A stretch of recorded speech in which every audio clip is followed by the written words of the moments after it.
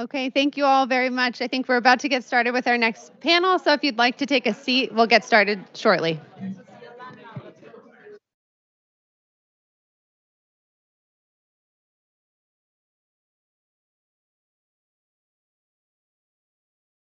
Having us.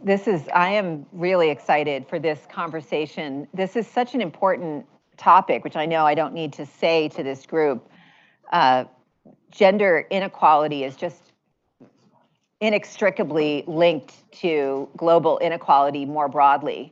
Clearly, gender inequality influences the number of the demographics, the proportion of men and women who are brought into the world. It influences whether, infant mortality, maternal mortality, the welfare of families, education gaps influence not only whether women, or how much women are going to earn over the course of their lifetime. It influences whether they may be a child bride. It's going to influence the health and welfare of themselves and their families. And then more broadly, there are profound issues within societies linked from everything from economic welfare to conflict and destabilization associated with gender inequality. So this is a really profound topic that we can't cover in an hour and 20 minutes or 15 minutes. But I'm so grateful that we are actually going to be able to cover a number of really important touch points, from health to education to business and politics, thinking about these issues of gender and inequality. So I'm going to stop there, because actually our panelists are going to take us much more deep into this topic. Let me introduce our panelists. And again, I am really excited to learn from each one of them. José Francisco Aguirre Borda, I'm working on my role, is the executive director of the Fundación Santo Domingo, which is one of Colombia's largest NGOs that works for the well-being of families and to make a more sustainable and equitable country. So we'll see that connection of gender inequality and welfare of families and women and the relationship to sustainability, economic sustainability, and welfare. He is an industrial engineer with 16 years of experience consulting for finance, strategy, and organizational management. He is an expert in structuring and managing public-private partnerships with a holistic approach of social impact investing. He has extensive experience in the sustainability realm, obviously across multiple sectors with longtime institutions and entrepreneurial ventures within Colombia. He is also the co-founder and executive member of Detonante, a platform that transforms ideas into powerful strategies and actions to generate social and environmental impact. Our next speaker is Katie Coffman. Katie Coffman is the Piramal Associate Professor of Business Administration in the Negotiations, Organizations, and Markets Unit at the Harvard Business School. She is an up-and-coming star within the behavioral sciences studying gender. She's going to talk today about some of her classic work on education, but she also has truly path-breaking studies looking at the influence of gender on the likelihood of participation in conversations and willingness to participate in decision-making. She's doing some really interesting work right now looking at the effects of gender on the propensity to seek feedback and also how it is received. So she's really does. We're going to have an opportunity to hear from Katherine about Katie about how do we think about the behavioral sciences as a tool for thinking about gender and inequality. And then we have Vice President Isabel San Malo. She was the first woman elected vice president in Panama. We are honored to have you here. A path-breaking example of just what we're talking about today in your own right. Isabel has over 20 years of experience in consulting, development, and the implementation of public policies in Latin America, more broadly with UN institutions. She started her diplomatic career with posts in the Ministry of Foreign Affairs and the United Nations Permanent Mission in New York. She worked for 15 years with UNDP in Panama, occupying different positions.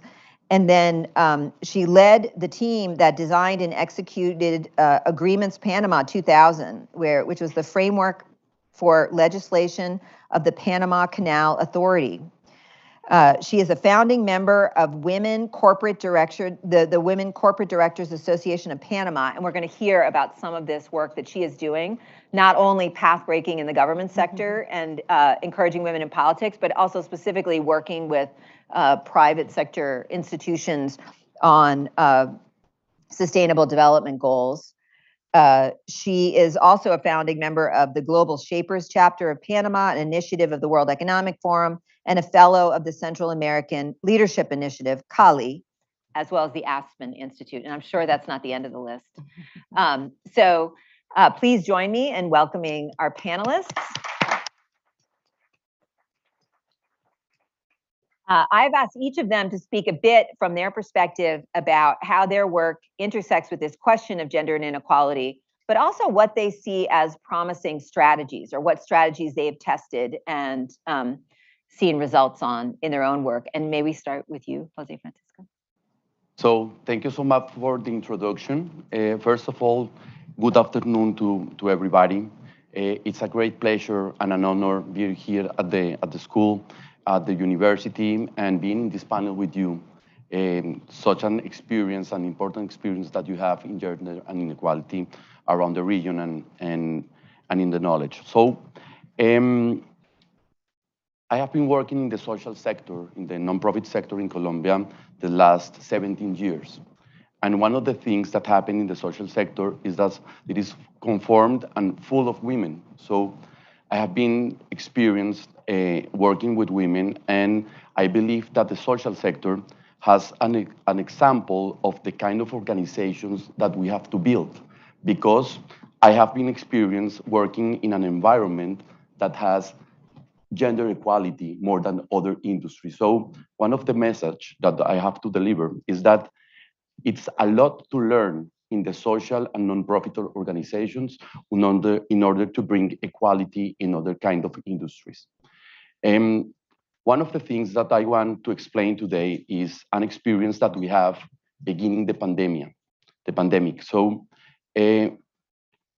at the beginning of the pandemic, we get together with the team of the foundation, and we understand that such an organization with the experience that we have during the last 60 years, it was the moment that we have to shine. We have to show the country that we have the experience and the capabilities to help the country and the low-income communities to face that big challenge that we have in the country. So we bring together the team and work close with the companies, with the leaders of the companies, and we design a short and long-term strategy to help the country and the government. We present that strategy to our family council. Alejandro was here some minutes ago. And they understand that the organization that was built for that was the foundation. So they, in a very, very generous way, donate around $26 million through the foundation, and we begin working together with the company. In the short term of the strategy, we focus on the obvious. People were hungry, so we deliver in an alliance with many entities in the country. We bring food to the low-income communities. It was happening. The health system was collapsing, so we help the government and the institution, private and public, in order to face the challenge that they have. But one of the things that we realize is that mental health will be a huge challenge during this period, because the people were at the houses, the low-income communities don't have the technology to be like in the meetings that the other kind of jobs that we have, and it was a great challenge. And there was an event that was really serious in the group, is that the manager of a restaurant, very important for us, he committed suicide after 3 weeks of the beginning of the pandemic. So we realized that privileged people are having mental health issues. So what is going to happen with the low-income community? So what we understand at that moment is that we need to design a strategy in order to provide services in mental health to the low-income communities and for the people in Colombia. So we begin like wondering, how do we notice depression, anxiety, sadness, stress in the communities? And one of the things that we we asked all the group is, how do we get into the problems that the family have? How do they can communicate to us? So what we realize is that like, the media was already talking about that there was a mental health issue long before the pandemic, but it begins to grow every week, every month.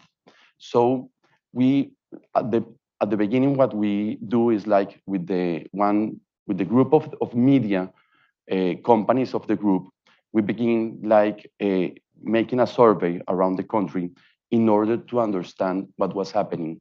And we realized that 45% of the adults have mental issues during the pandemic. So what we do is that we build a program that's a platform to provide services in psychological issues for free, fully confidential, and 24 hours a day, 7 days a week through different digital channels. We have aligning in with WhatsApp in order to answer the question that they have. We hire and make an alliance with one of the most important private entities in health in the country in order to provide the capacity and the knowledge that they have in psychological services, and we've begin working in that. So at the beginning, we hire around 20 professionals and build this platform. The name is Porque Quiero Estar Bien. And in a record time, we launched the platform. The pandemic was declared in Colombia in March, and then we launched the first version demo of the platform in April. In May, it grows really, really fast, and it collapsed. It was incredible, and we realized that the demand of these kind of services was growing, and it was like a hidden pandemic around all the issues that we were living at that moment. One of the things that happened is that people lost their jobs. Everybody is calling because they need help. The families lost the income. So it was a very difficult moment. After 2 years and over 180,000 guidance calls, what we confirm is that the demand is growing, that there is a possibility to build like a sustainable business model that has a huge impact in the country, and the mental health is something that really is affecting the population, not only in Colombia, but around the world. So we begin growing like a mental health movement in Colombia. We partnered with the media, and we partnered with the government, and we are growing in this movement around Colombia.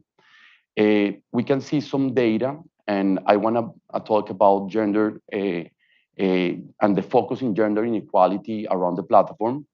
76% of the users are women between 25 years and 44 years old, from low and middle income community.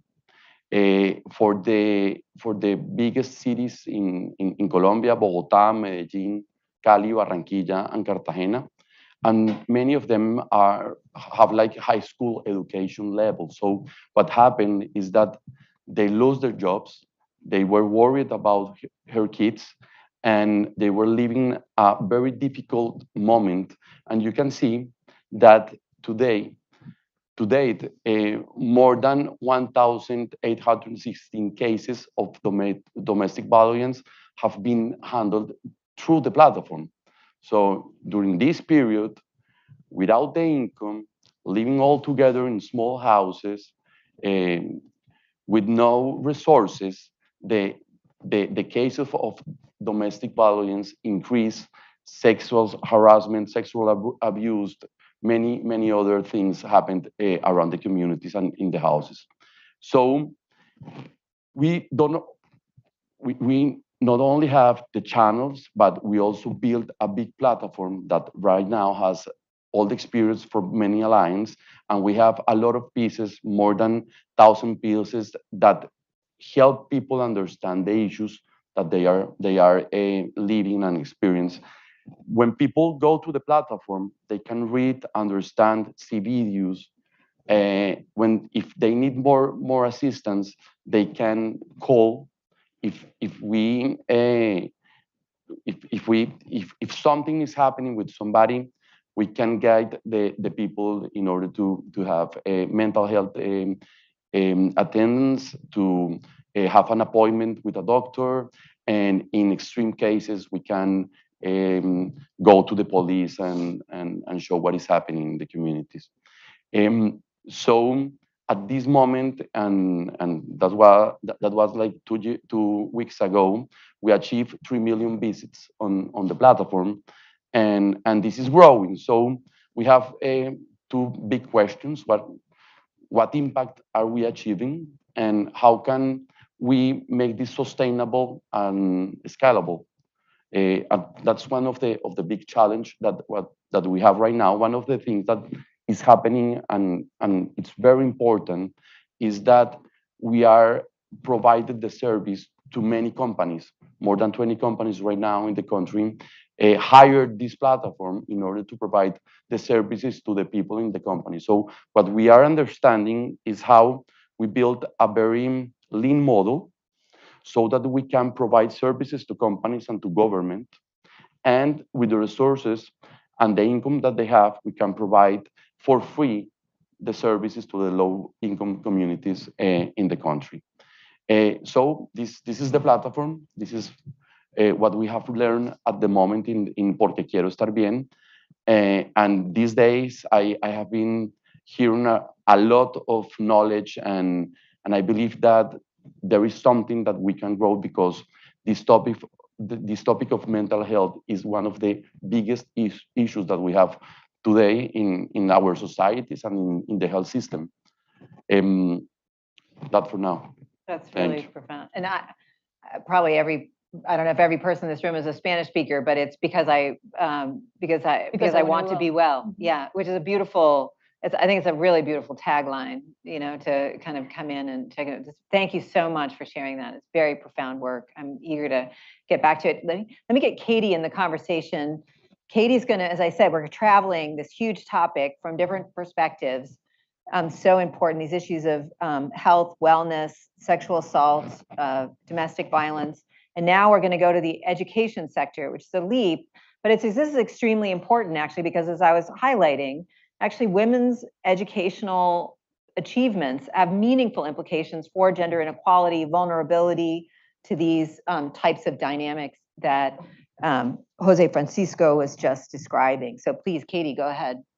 Great. Well, it's wonderful to be here with all of you and with you up on stage. It's really an honor for me to be here and be able to share a bit of my work with you and to learn from all the wisdom in this room.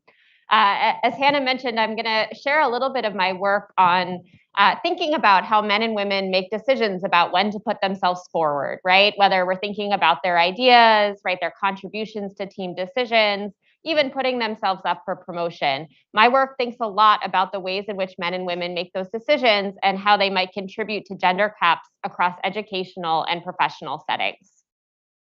So I think in particular about the role that culture-wide stereotypes play in shaping the beliefs we hold about our own talents and capacities, not just the talents and capacities of others, right? And these stereotypes have big consequences, both when we think about the consequences for individuals, but also for teams, organizations, governments, businesses.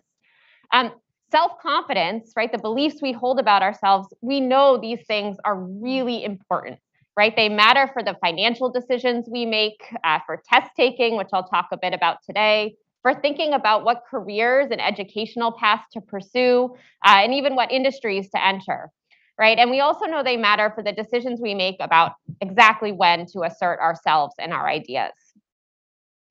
So I want to talk a little bit about behavior on tests, because I think not only is testing important in an educational setting, but it also serves as a nice paradigm for thinking about decisions more broadly, right? So I think it's easy to convince people that lots of times we get asked questions that we're not entirely sure of the answer to, right? And in those settings, whether it's an interview or a test or a presentation, right, your performance and how you're perceived and judged by others may very well depend on whether you're willing to put forward your best guess.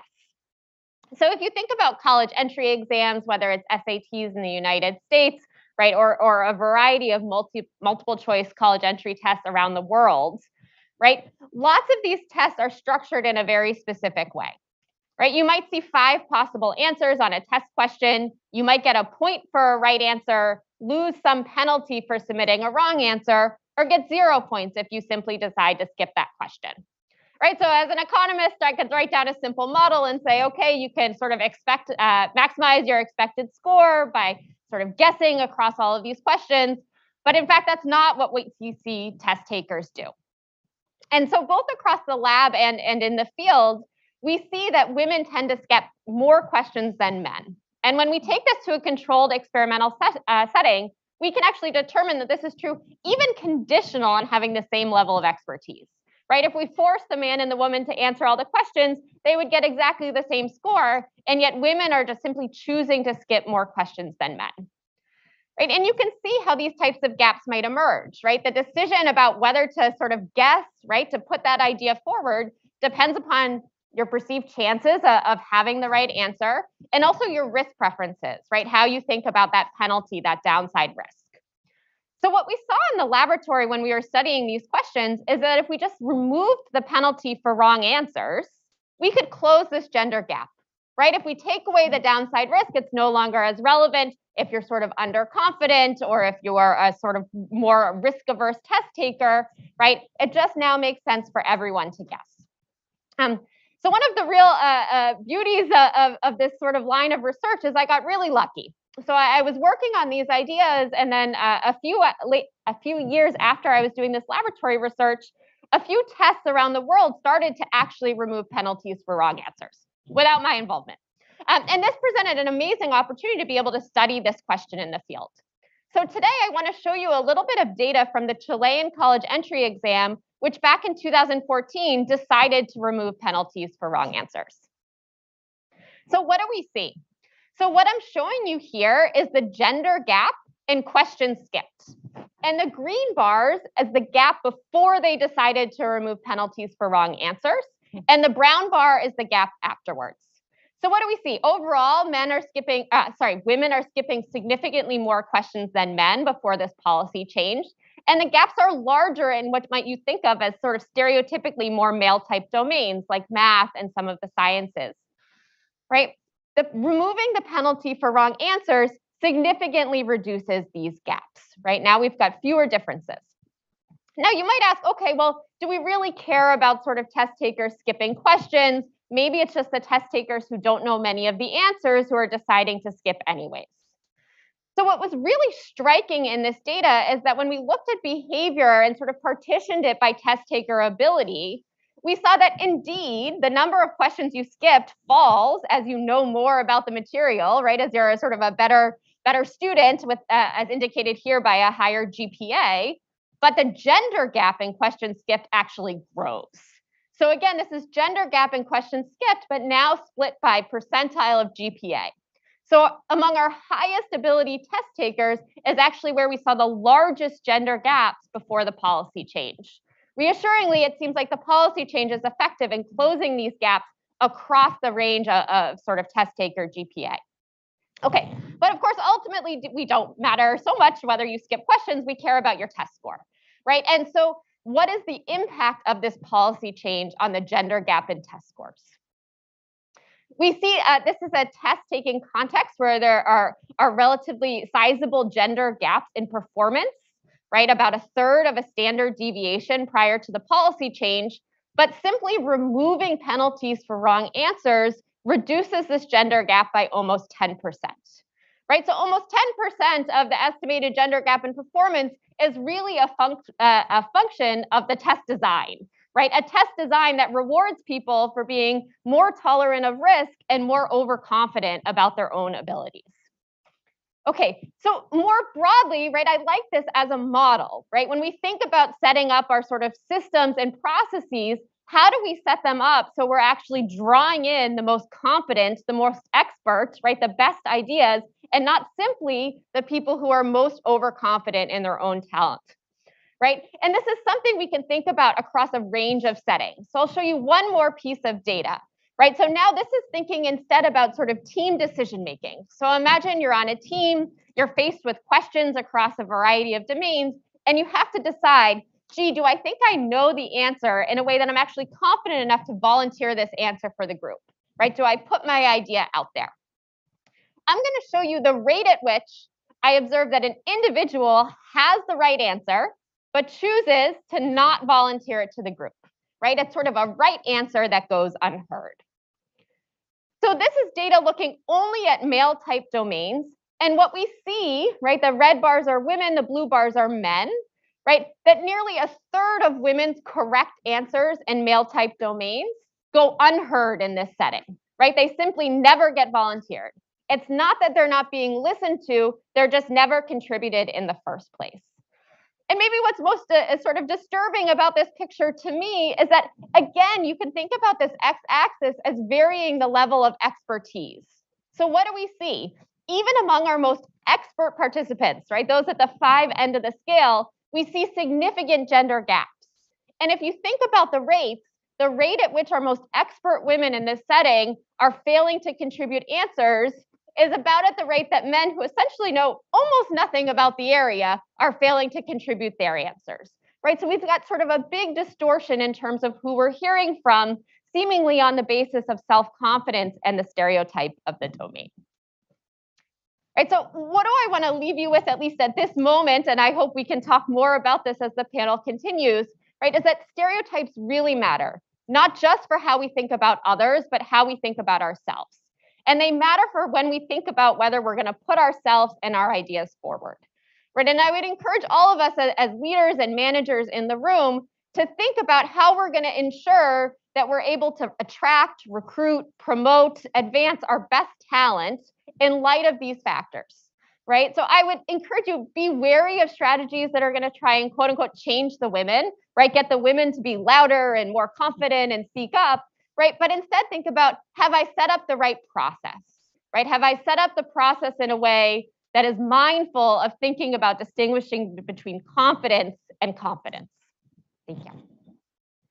So thank you so much, Katie. Really appreciate that. I want to draw a connection also to back to your work, Jose Francisco, because a really important piece in this, I don't know if you highlighted that it's male-dominated domains is where we tend to observe these things. And I that was really in my mind when you were highlighting that you're working in the social sector, which is actually relatively gender equitable. So that is a domain, as you were describing, where you would see, you know, less gender inequality in terms of people's propensity to bring their best ideas forward. And so I just want to draw that connection, particularly as we go into talking to Isabel, because Isabel is actually working with private sector organizations on these questions of how do you design systems for greater equity? So may we turn to you now to get your remarks.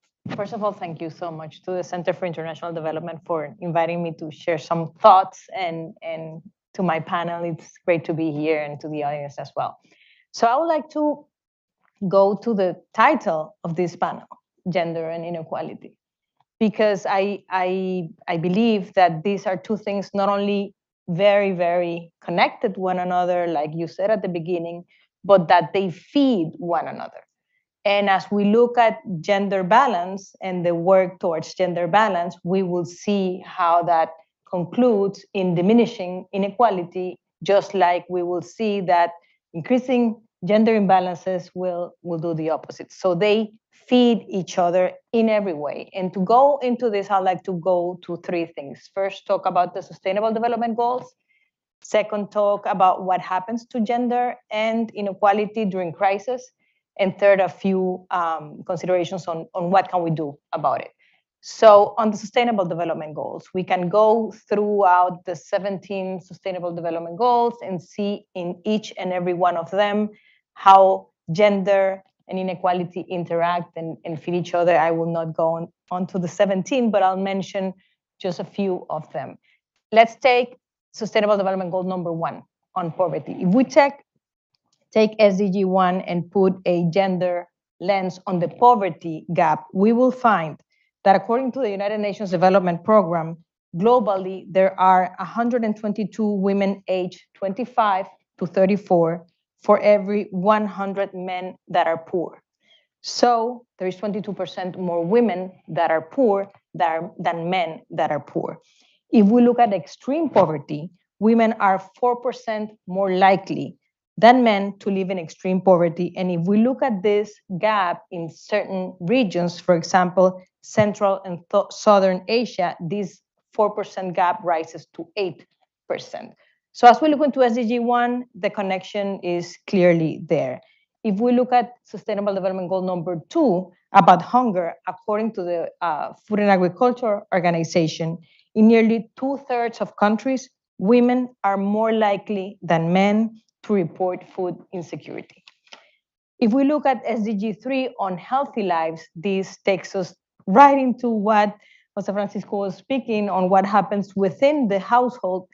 Because of power imbalances within a household, women are more likely not to receive the health care that they need because they can't access it or they need the approval of a family member to access it. And if we look at education, and that's the last SDG that I will talk about, we all know that there are some regions in the world where women do not have access to educational opportunities just because they are women. We also know that particularly in poorer and more vulnerable groups, if a family does not have enough resources to send all of their children to school, it will be the girls that will be left out for sure. So as we go across the 17 SDGs, we will find that there are power structures across that perpetuate this constant feeding of gender and inequality. Now, what happens when we have crisis? And this repeats itself in different types of crisis. We can look at migrant crisis, or we look at wars, or we can look at COVID. And just very simple things regarding COVID. Number one, women are more represented in those economic sectors that were hardest hit by the pandemic. So health, retail, services, those were the sectors, tourism of the economy, where more jobs were lost, and women are highly represented in those sectors of the economy. But then what happens again within households? Because of cultural traditions or reality, it is likely, and that's what happened during COVID, according to studies, that women took on responsibilities within the household of caring for elderly, of caring for children, of caring. And I think the responses to your platform are a representation of that. So then again, during crisis, and then we can also talk about what happens to migrant populations, and we know that when migrant populations are moving through difficult situations, women are exposed to assault, and are exposed to sexual assaults and a lot of whole different things. Same thing with war. So during crisis, gender imbalances and the impact on inequality just rises in every way. And according to some studies that are coming out, we will probably see a minimum of 10 years of backlash, if you can call it, regarding gender advance as a result of COVID. So now what do we do about it? And I don't think that is, I think it's a lot less complicated than sometimes we think. So number one, let's recognize that there is a problem, because we cannot address a problem until we recognize that there is a problem. So this is something that we need to all be aware of, that gender balance and imbalances is everywhere. And until we recognize it, we will not address it. Number two, data. We have a need of data in every way. I love what you're doing. I think it's amazing to show how you can, in standard testing, just do a little tweak that will take 10%. I mean, that's a lot. It's amazing. So we need data, and we need to explore what can we do in different settings so that we understand better what's happening. Number three, we need to address the issue of lack of representation of women in decision-making positions everywhere, public sector, private sector. The fact that we do not have enough women at the decision-making table just means that we don't have that angle of the conversation. We don't have that aspect. It's as if we were just putting ourselves to make decisions without a lot of information.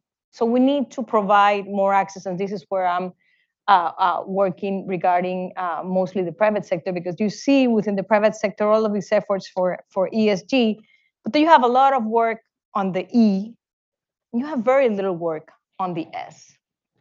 And we need to move that forward better in order to have results. And then lastly, these are integral efforts. SDG advance and ESG advance, we can very easily, without noticing, push for one objective and have achievements there, and being offsetting those achievements in another angle just because we're not looking at it. So development is integral. And we cannot look at the environment and gender and poverty and hunger and mental health as separate issues. At the end, all of these objectives really interact with one another in every way. And I do believe that in the private sector and in the public sector, we need to be more aware of that in order to advance faster. I'll leave it at that for now. Thank you so much. So I want to just do one more round, maybe 1.5, before we open things up. I'd love to go. You have touched on clearly devastatingly negative implications of the pandemic, but I wonder also if there are perhaps some, I don't know if silver linings is the right thing, some transformations that have occurred within society as a result of the pandemic that may actually be positive. And among those, I'll just highlight it. Maybe I get you guys to reflect on it. You said, this is our moment. This is our moment when, in the social sector, this is a moment when it is so transparent, the need that we have. And now with this, you have this you've innovated with this extraordinary online platform. You've got these data demonstrating the need, demonstrating prevalence of domestic violence and a variety of these things. I also think, I don't know if you've seen, or I've seen, I think if you look across the way women have been celebrated as leaders, actually, and some of the things that are going on within organizations to offer wellness programs, for instance. I don't know, could you just see whether, are you seeing hopeful things coming out of the pandemic in terms of the way people are adapting? Do you want to jump in first, and then Jose Francisco? I'll jump into something that I think is very, it's everywhere, and it's technology and the possibility of flex work that this has allowed, and what this means for women. Of course, this is not in every sector of the economy, and there are more opportunities in some than others. But the fact that we know more than ever that you can work from home, and that it's not the end of the world to have an employee coming to the office 2 or 3 times a week instead of 5, that's amazing. What that can bring to family health, to family caring. So to me, that is something that's definitely changing work, and will continue to change work, and that will continue to benefit women's presence in the workforce for years to come? I want to refer about 3 points that you mentioned. One is before the pandemic, we have like some paradigms because at the organizations, we believe that mothers must be in the home with the kids, that parents need only 2 weeks of maternity leave. And during the pandemic, all the organizations have to adapt and change the mindset. So technology give us the opportunity to be more flexible, and gender equality into the organizations is being flexible and given the opportunity to be part in different hours in the house, in different work models, and also bring to male an opportunity to be at home in a different way. So that's 1 point. The other one is like that working in ESG, you mentioned that it's a lack of focus in the S, but I believe that we have to focus also in the G. And we see at a corporate level that there are not enough women CEOs. I read somewhere that in the US or in the UK, it was like in the 100 most important companies, they were like 7 Davids CEOs and 7 women CEOs. So there is a huge inequality, and one place to begin giving participation to women, and there are a lot of very capable women, is in the level of governance of the companies. It happens that we don't find easily the CEO maybe, but we can begin giving participation in the governance of the companies.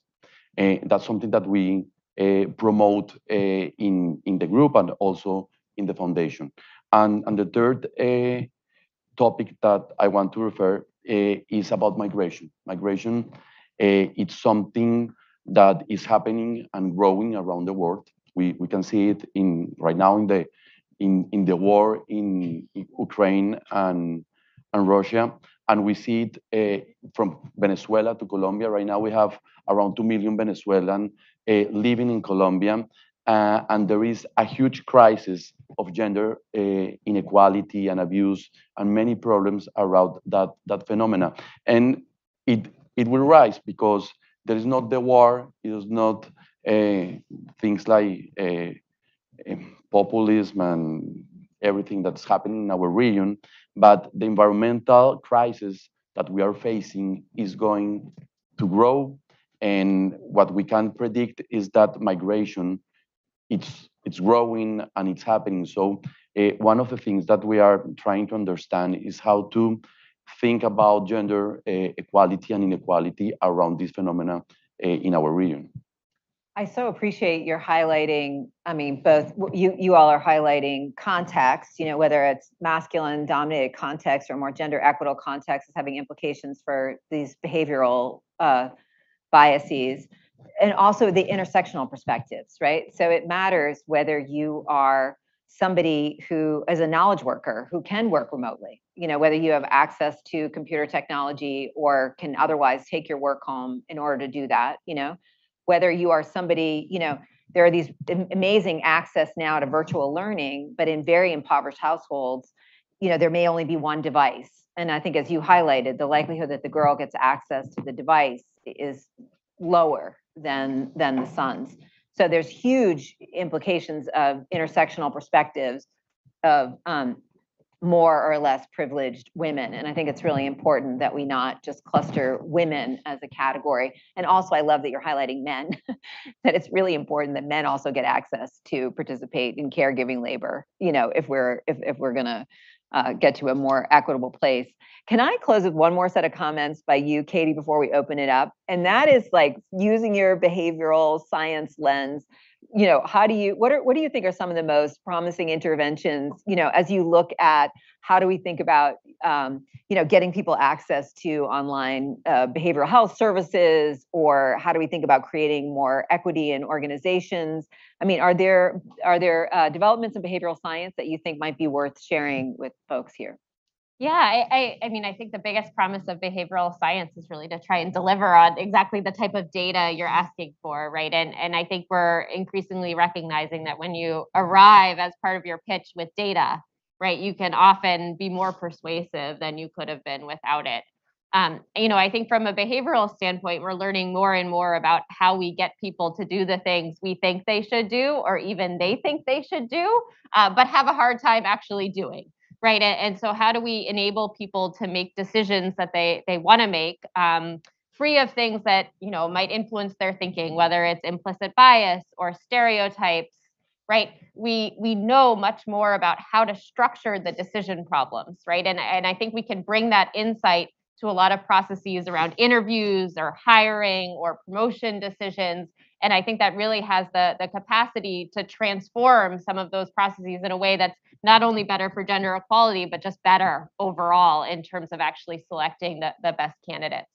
I think too, right, there's increasing understanding of the importance of getting these questions right for having a successful organization. And I think that's coming through both increased recognition from their own employees and the customers they serve of how important these issues are, but also external pressure, right? I think volume on these conversations is increasing, and so I know in the work I do in organizations, more and more people are waking up to these issues. And you asked about silver linings. I think that is maybe a silver lining too. That at least in the conversations I'm having, the motivation seems to be there, and I think as social scientists, we are in a place to be able to meet that motivation with some real evidence-backed suggestions for how to change. Thank you. Can I highlight, building on you too, Jose Francisco, I found so wonderful. I was looking through your slides in preparation, and I noticed that when people get on to your site, they say, get on if you, want to be well, or like if you're having some emotional challenges, or if something or other, or if you're having domestic abuse or sexual assault or something like that. And there's actually behavioral research showing that if all you give people is the option to report sexual assault, they're less likely to do that because they're worried about self-disclosing. But the fact that you give them a bunch of or statements, I bet, is actually like an example of something that probably enables people to get on, because they could say, oh, no, I only got on because I wasn't feeling well, not because I was reporting on you or something like that. So it's actually, I think it's a kind of profound example of the things that you're highlighting. Let's open it up. I'm really eager to hear from folks in the room.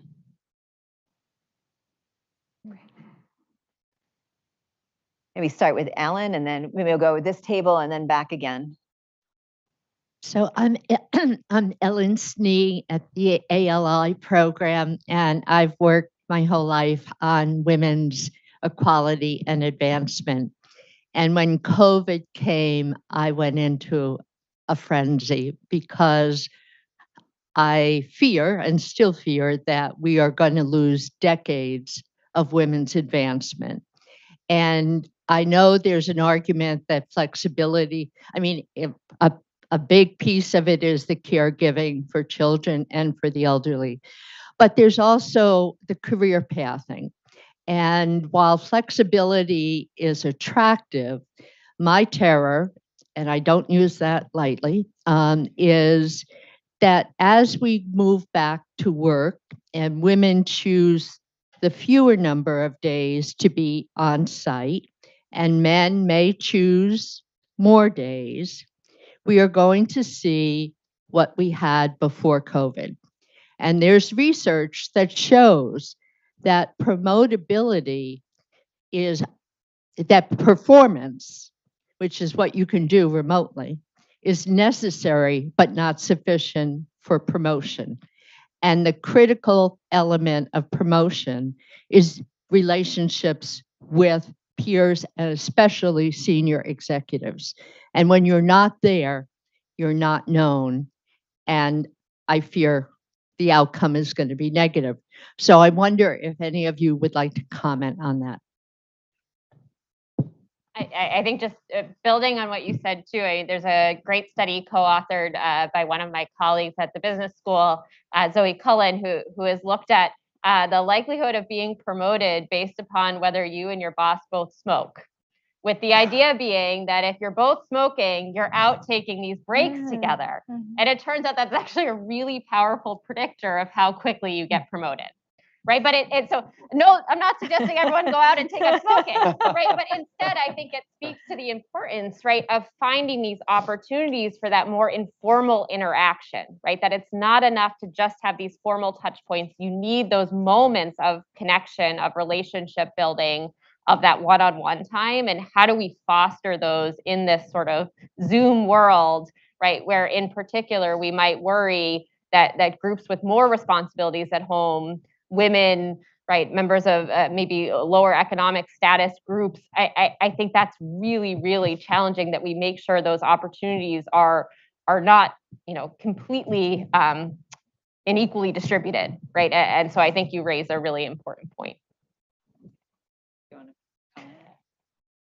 I'll just comment on something that comes to mind, and it's so true what you're saying, Ellen, and Ellen is my co-fellow at ALI, so we've talked a lot about this. The fact that we're having more and more these conversations is so powerful, because it is by having the conversations that we promote change. And change, we all know, is very difficult. And when you spoke about paternity leave in Colombia, I'm glad that you have 2 weeks, because it reminded me of the discussion we had in Panama when we pushed paternity leave. And it was a horrible discussion. So I was in office just 6 years ago, and then we did not have paternity leave in Panama, none. So the Minister of Labor presented to the Assembly a piece of legislation. I forget if it was 1 month or 15 days or 3 weeks or whatever paternity leave. The discussion was horrible at the national level, with women opposing the legislation even more than men. Because the argument was that I'm the one having the baby, why should he get the free days? As if when you're on leave because you have a newborn, the days are to go on vacation.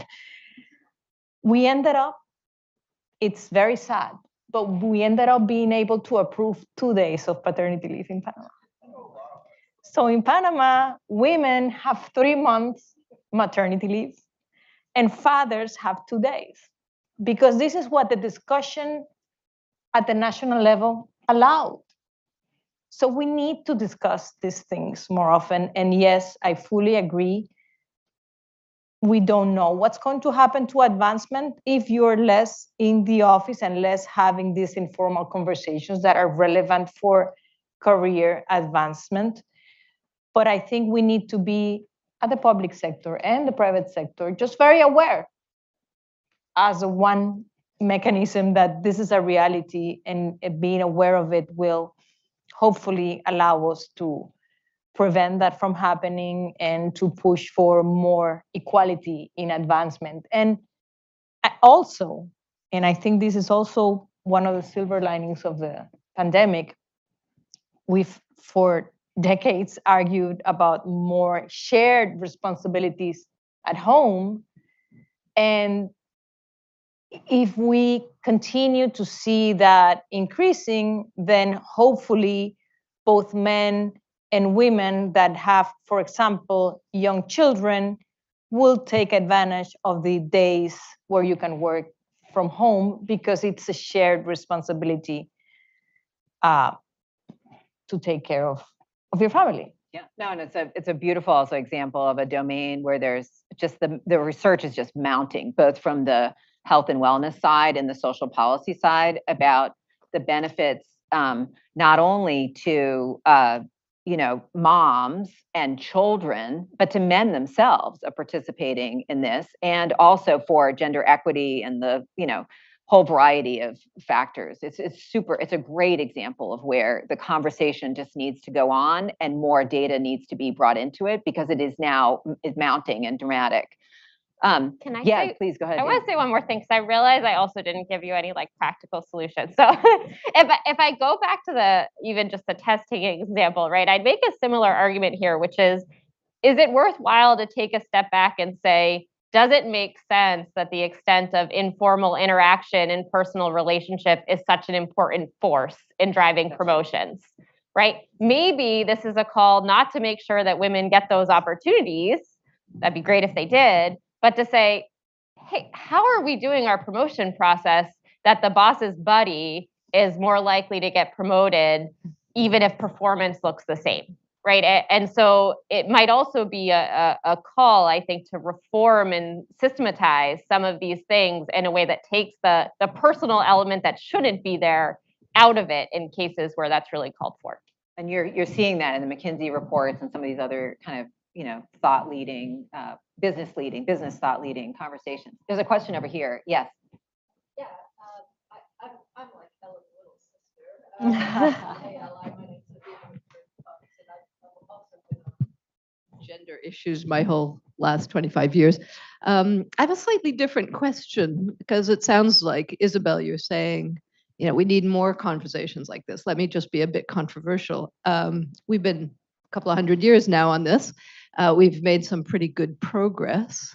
And I'm wondering if it isn't our equality that is now risking our systems, the rise of populism, the backlash, that we've over-focused perhaps on women. We haven't talked a lot about men and masculinities. We still aren't. You have 76% of women on your call, but it's not because men don't suffer from depression. It's because they don't call, don't see they have a problem, and it's the women who bear the brunt of that choice. So I'm still curious, having been on this topic for such a long time, that we're still really framing it as a women's issue, when in the 21st century, it seems to me almost entirely a men's issue. And we still have panels full of women talking about gender differences and no men. And I just feel, when are we going to hand it over? When are we going to get men running centers on gender balance? When are we going to get men running the gender balancing initiatives in large organizations, et cetera, et cetera, et cetera? What would you feel? I feel as gender fatigued as some of my male colleagues, and I'm wondering if you would agree. Time for a refresh? Time for a refresh, but I'd like to give a little credit here to José Francisco and the creation of this panel, because I actually loved your opening comments, because I thought they were actually they were talking about gender, not only in terms of bodies, like I'm a bit of so I'll wonk out a little bit here, but not only in terms of bodies of men, but also norms, like values, right? And so the question is, I think, equality is going to be about choice, and value systems, not like moving away from patriarchy, where you have one dominant value system. And so I actually thought it was very beautiful launching, and I can't take the credit for this. Actually, the conference organizers organized this panel, but I actually love your question, and it's one of mine on my page. I couldn't agree with you more, and now I've got to stop and make sure we get hear from the panelists. Please, yeah. Do you want to hop in on this? I just totally agree, and I remember, again, while being in office, and we pushed many gender issues. I was also foreign minister. So as foreign minister, I had 2 vice ministers, and I was telling Aviva this a couple of days ago. So one of my vice ministers was a female, and the other was a male. So I told him, you are going to be the one representing the organization in all gender issues, because I totally believe gender balance, it's not a women's issue. Gender balance, it's an issue of development, of society. Aviva is stronger on, it's an issue of men. It's definitely an issue that is not about women. And I just couldn't agree more. And yes, we need to have this at the forefront of the conversation everywhere, and just fully agree with that. Yes, I just want to say that one thing is gender rights, and you have to understand that right now we have a lot of different kinds of gender, and the other thing is gender opportunities. And one thing that is happening is in companies and in organizations and in the government, they are hiring women because they have to have a women in the team. And that's a mistake. You have to look for the best candidate in order to hire.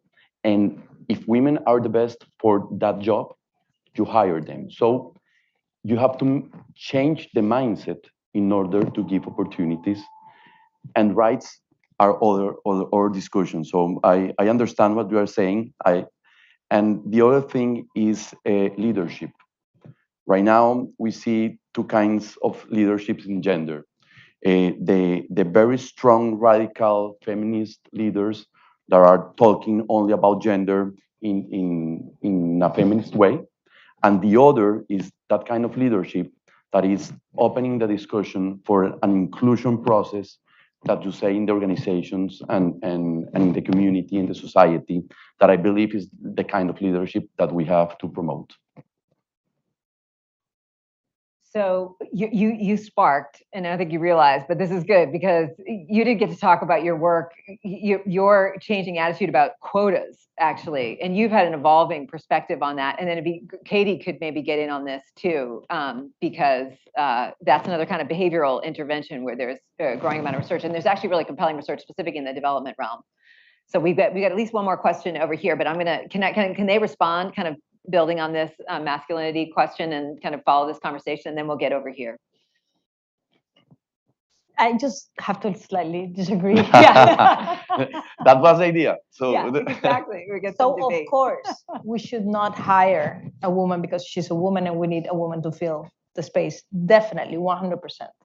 But the fact of reality is that there are many examples and studies to prove that in many cases, while the women are there with the same capacities, performance, they're not chosen. So yes, I came late to the quota and did not believe in quotas, then came to a point in my journey where I was convinced, and I still am, that quotas are the only way of advancement. But quotas never mean choosing a woman over a man because even if capacities are less. No, it just means let's look at the women there. I remember once in Davos, in a panel with Christine Lagarde, when she was sharing, while she was Minister of Economy in France, how she would have a conversation with private sector and ask them, how come you don't have any women in your board, or how come you have one? And she said the immediate response many times was because there aren't any. And so she said she started building up a list of women with the capacities, and she would walk around with that list. So when the comment came, because there aren't any, then the list would come forward. So in no way should we think that quotas are there to give women the possibility when they don't have the track record or the training. It is just so that we force something that's a reality, because women are graduating more from universities in many countries, my own and others, than men. And they have the experience. There are other reasons why we still see imbalances in boards, and we pushed for legislation in Panama and were able to pass it for women on boards. So we see imbalances in women on boards, in women in leadership positions, political office, everywhere. But it's not because the women aren't there. So, no, I understand that, and I agree with you, but I wanted to point out that the approach of many organizations that just hire because they have to fill the quote is not the only way. Okay, but my question is, will they look for those candidates if the quota wasn't there? Because perhaps the candidate chosen was better qualified than the male candidates that were being considered, but she would not have been even looked at if the quota wasn't there. I think there is some of that. I think you are touching on something very deep, and this is the question of, should we just be dealing with equality by counting heads, or should we be kind of looking more deeply at norm changes? I think what some of the evidence shows, actually, maybe you can talk about this, is about how actually changing the distribution of heads in certain roles actually changes attitudes subsequently. Do you want to do something about the? Yeah, I mean, if you want to elaborate. No, you do it. You do the. Yeah. No, I think there are important role model effects of those types of interventions as well, and we know it matters a lot to have those people in positions of leadership and power for changing the attitudes, both of people, you can think in the organization currently, but you can also think about next generation of leaders, right? And what people perceive to be possible in their own careers and paths. So I think that's hugely important. I'll say too on this conversation, without getting directly inserted, I'll say there's really interesting social science evidence on, it's one of my favorite recent papers that looks at the decisions people make. And we have all these models that are sort of like, we're trading off, discrimination, statistical discrimination versus like efficiency, right? Hiring the best person. And like, there's some really tight trade-off to make. It turns out we're all so bad at making decisions. We're like way inside the frontier, right? We can both hire better people and discriminate less, right? And so I think that's maybe the first order point to take away is just there's so much room to improve on both that oftentimes we are not faced with this tight trade-off of, oh, well, I really have the best candidate and yet I can't hire that person because of a quota. There are lots of good candidates, good in lots of different ways, right? And I think it's recognizing that and finding ways to both improve on the discrimination front and on the quality front. Just going to throw out one just because it's a development audience. It's not only about hiring, but it's literally, there are examples of quotas, influencing the representation of women at the village council level, and it has implications for things like young girls' BMI. So like how much families are feeding their children, and whether they're allowing them to go to school versus do housework. So the implications are profound. I want to get we get to go over a little bit because we started late. So question here, yeah. I'm a public policy student at the Kennedy School. I'm also a Cheng Fellow. I love where the discussion has landed because my question is exactly on the same lines.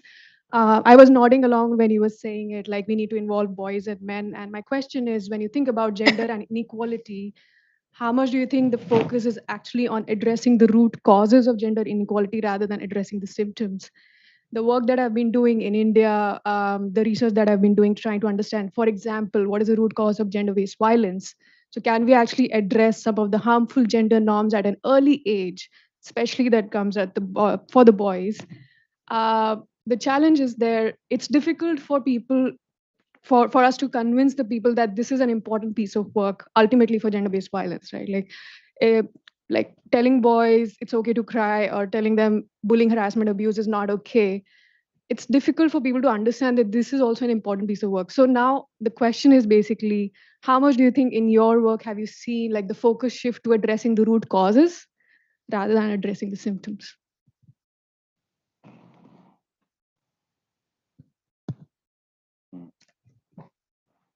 I think it's very important to address root causes as well as symptoms. And I think as mothers, we need to be broader in raising our children so that, yes, from very early ages, we shift this. And, we can talk about playing with dolls or crying, or I couldn't agree more. Both are relevant, totally, 100%. Connecting your question and your point there, and trying to understand what are the takeaways that I am learning in this panel. The term gender balance is very powerful, or gender imbalance, because the discussion is over inclusion. But I believe if we think about balance and we design about balance, will be a better discussion than talking about inclusion. Okay. There's a hand over here, and then, oh, hello, yes. Let's Ambassador, please.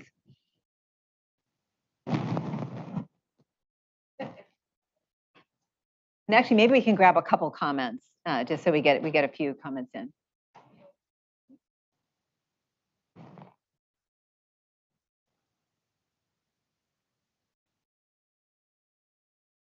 I wanted to another discussion, but I want to,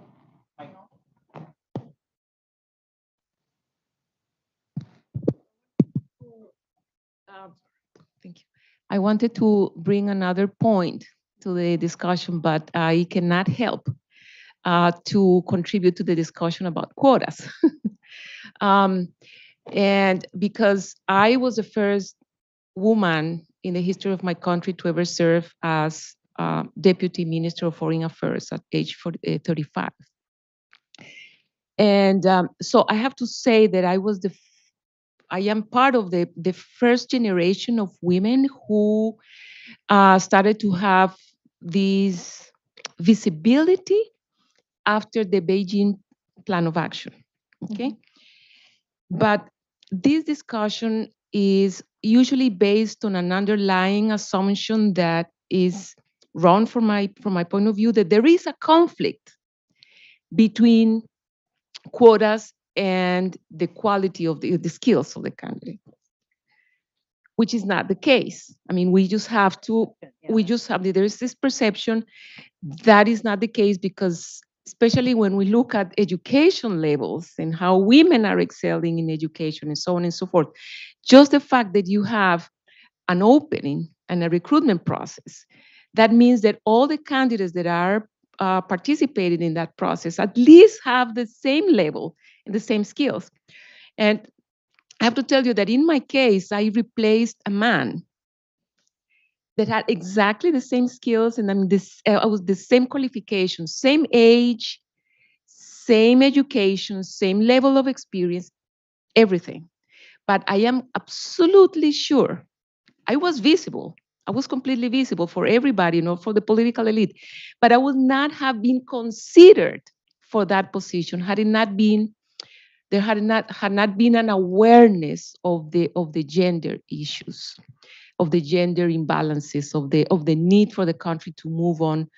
And the last thing to make this to finish this comment is that my Costa Rica went from being like 30th in the world rank of political representation of women in parliament to around 6th. And this, I say around because this changes a lot. And the reason for that increase was because of quotas that were legally set, and actually some locks so that parties did not cheat, because there was also a history of parties cheating, and so that the last legislation did help the country to achieve an objective that had been set like 30 years before, to have at least 30, but I think we arrived at 40%. And you can see the legislature that is finishing now has been one of the most productive legislations. I'm not saying that because of the presence of women, but No, but yes, yeah, but yes. I'm just highlighting. No, it's another powerful example. Okay, so we're so energized here. I'm gonna try to get 2 more comments in, and then I'm gonna have 3. Can we go fast? Is that all right? We were told we have a little bit of flex time. Is that all right? That's the person keeping me honest here.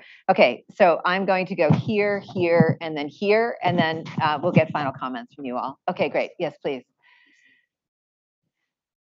So quick question, Me Too case. So can good intentions create bad PR? Because I understand, especially in the Western world, people are afraid to hire women because of the Me Too action. Yeah. And how do you envision that changing? How do you envision that changing the gender inequality in the Western world? Because in the Eastern world, that doesn't even exist, right? In our part of the world, nobody even cares about Me Too. But here, people do. But it has become a detriment in hiring women.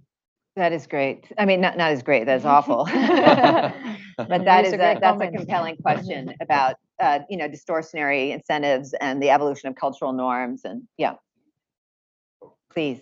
Oh, hi. Again, I'm Jonathan, student at the college. One of the things I wanted to go back to was the question about it's like a turn it off and turn it on again kind of situation. But anyways, I was wondering about the role of sort of progress and masculinity for women's progress. And speaking from experience, my childhood and adolescence is not that long ago. Yeah. Oh, okay. This better? Yeah. And I was wondering what you thought about the role of women in raising young men, because from experience, like my dad's a little older. I was mainly raised by women, mostly, but I still found plenty of opportunity to, in terms of getting messages about what it means to be a man and how to do that right conventionally. I still found plenty of opportunity to have my masculinity policed by women caregivers in my life. And what do you think women need to work on in terms of what they may have from society internalized regarding gender roles that they're even willing to project onto young men and women in ways that perpetuate bad cycles? And how do we fix that, since those messages seem to come from anywhere and everywhere? Right, absolutely. Okay, so can we go one more comment here? So men's and women's roles in the social construction of masculinity and femininity and gender dynamics. Yes. I just wanted to offer an example of a quota which I think has proven exceptionally useful and valuable. In the UK, the BBC introduced its 50-50 initiative, which determined that in any news or current affairs discussion, there would be at least 50% of the experts invited onto the program who would be women, to demonstrate that there is a substantial cadre of women today who are every bit as qualified to speak with authority and knowledge and expertise as there are men, and in so doing show role modeling across politics, economics, science, medicine, in every way, to show that women are up there in quantity and quality. Terrific, wonderful, thank you. So one more, quick, yeah. Can you guys hear me? My question is, we've been talking about gender in a pretty binaristic way on this panel, and I was wondering, how do trans and gender non-conforming people fit into this conversation? Thank you so much for that question. All right, so we've got a range of things. How can good intentions create distortionary incentives? I think that also relates to the intersection of culture and gender norms. So these quota examples are kind of hard for some of us who are from anti-quota cultures, so there's an intersection of these things. And then related to this is fundamentally this idea that, both men and women have a role to play in gender inequality. Both the men and women have a role to play in upholding traditional gender norms, as well as in potentially breaking them down. And then specifically related to this question of gender norms, how do we kind of get more in the habit of getting beyond the binary, where again, the data and the science and evidence is really challenging us to say, is this as simple as we have imagined? So I'm going to leave this. How about that for a pretty rich set of issues for you guys to address? Can we pick it up anywhere? So maybe we need like 2 hours more to, yes. to try to answer this question. But as a closing remark, what I believe is that this gender balance discussion is bringing us to a better world. I believe that everything is changing very fast. And the mindset of the people at many levels is changing around this topic. So I'm really optimistic, and I wanna thank you for this invitation. It's amazing what is happening. Thank you so much, Katie. Yeah, I couldn't possibly offer thorough enough responses to any of those excellent comments and important questions. I think, so the last point, I think it's been inspiring to see how quickly some of the social sciences in terms of behavioral research have moved in the direction of being more inclusive when it comes to gender, but also when it comes to race and ethnicity, and really trying to make the work inclusive in its nature and speak in a more full way to these issues. And so I'm optimistic that the conversations that we're having in seminars and workshops now sound meaningfully different than they did even 5 years ago. And that to me feels like very fast progress. I don't want to take too much time, so I'll just say I think understanding sort of these incentives and what backlash looks like, what inferences look like when people are hired under quota programs, all of those unintended consequences are such an interesting and rich area, at least as a researcher, feels exciting if disturbing. And I hope we develop a much better understanding about the magnitude of the issues and what we might do with it, so that our good intentions actually have good results. Madam Vice President, may I give you the last word? Of course, thank you all so much for amazing comments and questions. I'll just like to close on agreeing that gender is not an issue of women, not at all. It cannot be treated as an issue of women, and it's an issue of inclusion. And the lens of over gender and towards non-binary are part of that. I would like to see faster achievements because there is enough wealth in the world, there is enough knowledge in the world, there is enough awareness on these issues for movements to go faster. And at the rate that we are advancing, there is no way that we are achieving the Sustainable Development Goals, but by 2030 on any of them. And there is no need in the world for people to go unfed or not taken care of or excluded. So I am optimist because we are moving in the right direction, but I am hopeful that we can move at a faster rate, and all of us count in that regard. It's an effort of society for society, of people for people from every corner. Thank you so much. Thank you to the conference organizers for enabling this conversation.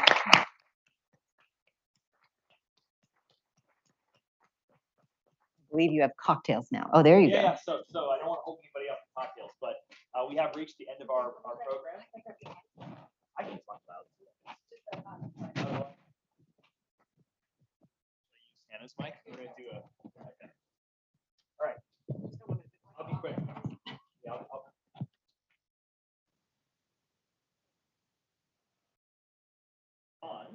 but I don't hear. There we go. Okay. All right. So we've reached the end of our program, sadly.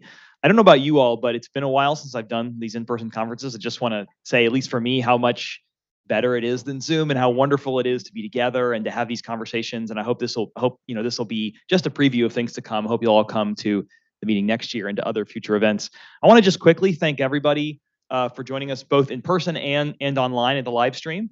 It's been a great conference. I also want to especially thank a couple of folks. So first at the Malcolm Wiener Center, I want to thank Barbara Whalen and Jessica McClanahan for their hard work helping to put this together.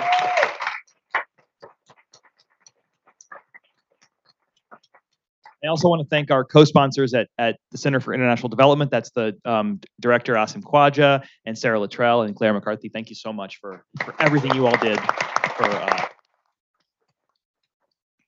And finally, I want to thank the GEM Scientific Committee. It was fun. I was on that committee. It was fun. Peter and others who were still here, it was fun to work together with you on that committee.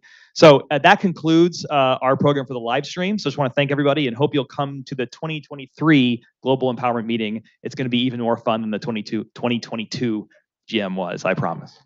High bar.